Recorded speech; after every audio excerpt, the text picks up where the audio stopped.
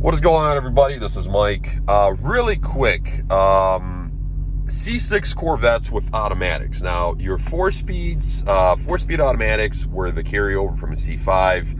I want to say 07 on, they started putting the 6-speed with paddle shift that they kind of refined throughout the years until they obviously went with the C7 model.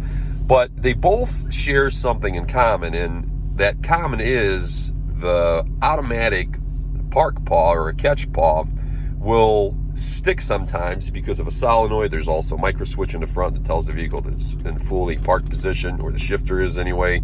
But here's the deal. The 4-speeds did have issues with the solenoid, but the interlock was slightly different. On these 6-speeds, people complain, and what they'll do is they'll go in and cut out the park paw just like they did on A4s, or tie it back to one of the inner tabs under the center console. Let me explain something to you before you start freaking out. A lot of times when you jump into the car, especially when you're in a hurry or you're just not thinking about the process. So this is your normal GM interlock sequence. You push on your brake.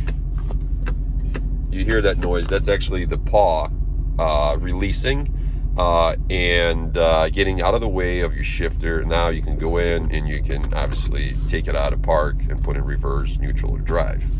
Now watch what happens if you get in the car, you start it, and first thing that you do is you actually grip your shifter and you push on this button here, which is your secondary interlock, right? So you do this, you push on your brake, and guess what? You can't shift it out of park. This is like 80% of the time what happens to people. And if you keep doing that, it will lock your ass out, and you'll have to either shut the car off, restart the car to re-enable the sequence. But follow the process. On the brake first, switch it out of gear, and then you're good to go. Now, if you're, for whatever reason, if your solenoid does fail or your micro switch does fail, there's actually an easier way of getting yourself out of this mess. And that is, if you push in, don't start the vehicle, push in the accessory button, which is part of the ignition switch, but this side.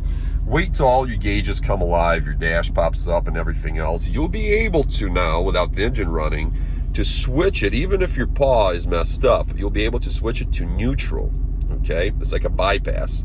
Once in neutral, you'll be able to start it, and once in neutral and started, you'll be able to put it in drive or reverse, and then if you have to put it in park, you'll have to repeat the process. But on A6s, this is the most common screw up, I guess, that people make, is they jump in, they grab a fistful of their shifter, and then even with the brake on, as you can see, you can't switch it.